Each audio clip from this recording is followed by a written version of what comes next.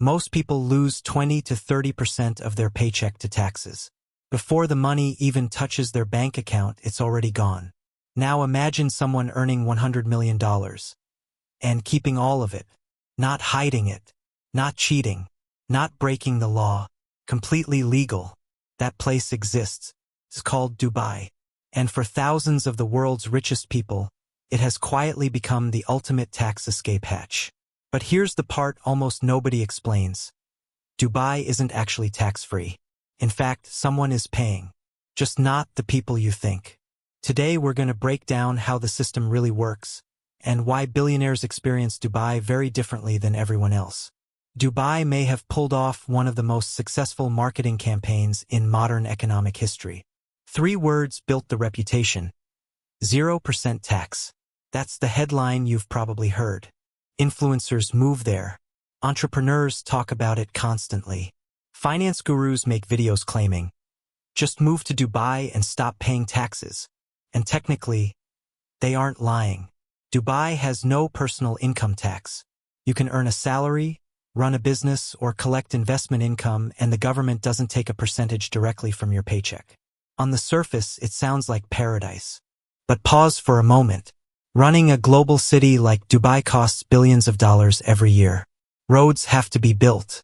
Police and public services need funding. Airports, transportation systems, and infrastructure require constant investment. Luxury developments, tourism projects, and public services don't build themselves. So if the government isn't collecting income tax, where is all that money coming from? Governments don't operate on magic. They operate on revenue. And this is where the story becomes much more interesting. Dubai didn't eliminate taxes. It simply changed where the taxes happen. Once you notice this shift, the entire system starts to make sense. The famous 0% tax headline isn't the full picture. It's the bait that draws people in. If you actually live in Dubai, you'll notice something quickly. Almost everything comes with a fee attached. Start with shopping. In 2018, the UAE introduced a 5% value-added tax, also known as VAT. Every time you buy something, groceries, electronics, clothes, restaurants, that tax is quietly built into the price. You don't see it deducted from your paycheck, but you still pay it constantly in everyday life. Housing is another example. Dubai is one of the most expensive cities in the world. A basic 1-bedroom apartment in a decent area can easily cost around $2,000 a month or more. But rent isn't the only expense. When you sign a lease, the city charges a municipality housing fee, usually about 5% of your annual rent. So if your yearly rent is $24,000, another $1,200 goes directly to the government. Transportation adds another layer. Dubai uses a toll system called Salik. Every time you pass through certain highways, electronic gates charge your account automatically. Each toll might feel small in the moment, but if you drive regularly, those charges accumulate quickly over time. Want to buy property instead? Dubai charges a 4% property transfer fee. On a $1 million property, that's $40,000 paid immediately. Utilities are another source of revenue. Electricity, water, internet, and other services often include additional fees and surcharges. So the reality looks different than the marketing slogan. Dubai doesn't tax your income. It taxes daily life instead. Every transaction, every service, every activity within the city becomes part of the tax system. But here's the critical twist. Everything we just described mostly affects normal residents. Because at the very top of the wealth ladder, Dubai works very differently.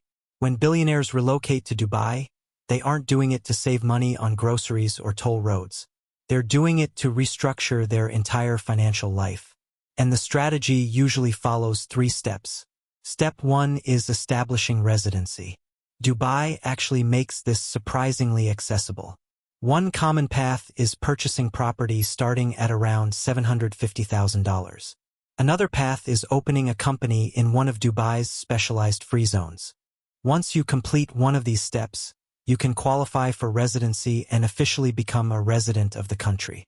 Step 2 involves creating a corporate or holding structure. Dubai has dozens of free zones designed specifically for international business.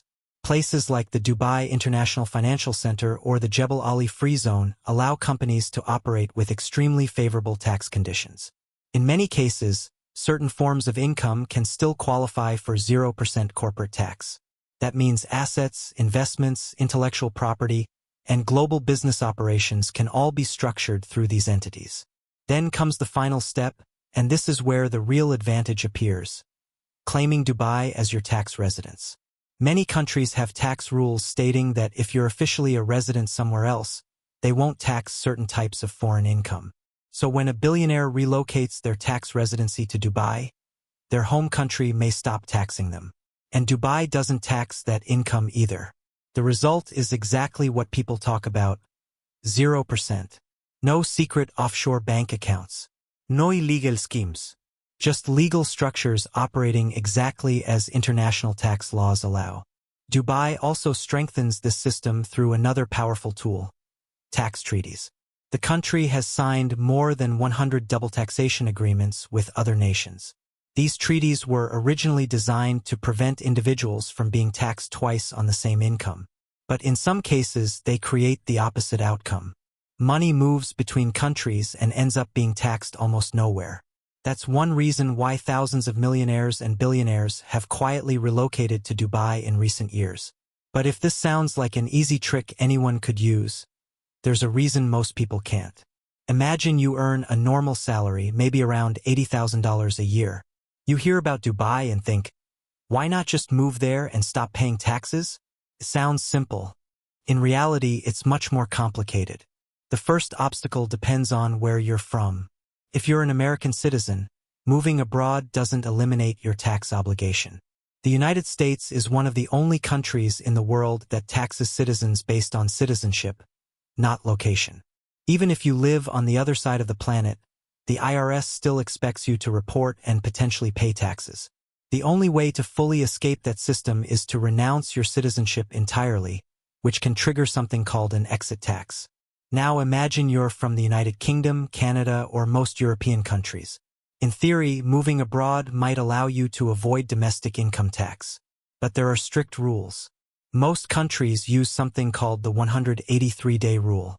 To qualify as a tax resident somewhere like Dubai, you typically need to spend more than half the year physically living there. Even then, another issue appears: the source of your income. If you work for a company in your home country, that company may still be required to withhold taxes before paying your salary. That means the advantage disappears immediately. This reveals the key difference between normal workers and the ultra-wealthy. Most people earn money through salaries. Billionaires generate wealth through assets. Assets can be structured internationally. Companies can be registered in different jurisdictions. Investments can be routed through global entities. Loans can replace taxable income. The system effectively has two separate doors, one for people who earn money through labor, and another for people who own income-producing assets. Dubai was built to attract the second group. Now zoom out and look at the full picture. For the average worker, money is taxed multiple times throughout life. Income tax when you earn it, payroll tax on wages, sales tax or VAT when you spend it, property tax if you buy a home, capital gains tax if you sell investments. Your money is taxed when you earn it, when you spend it, when you save it, and when you sell it. But ultra-wealthy individuals often operate under a completely different strategy. They rarely take large salaries. Instead, they borrow against the value of their assets. Loans aren't considered income, so they usually aren't taxed.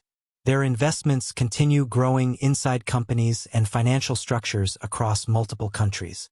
And because they rarely sell those assets, capital gains taxes can be delayed for years or even decades. This approach is sometimes summarized with a simple phrase: buy, borrow, die. First, acquire valuable assets like companies, real estate, or stocks. Then borrow money against those assets instead of selling them. Finally, pass the assets to heirs later in life. In many tax systems, inherited assets receive something called a step-up in basis, which can erase decades of unrealized capital gains. Dubai has quietly become one of the most strategic places in the world to operate this type of financial structure. And when you compare the effective tax rates, the contrast can feel uncomfortable. Many middle-class workers pay somewhere between 25 and 40% of their income in taxes. Some of the wealthiest individuals on Earth, operating through global financial structures, sometimes end up paying close to zero. Which leads to a question people argue about constantly. Is the system broken? Or is it functioning exactly as it was designed?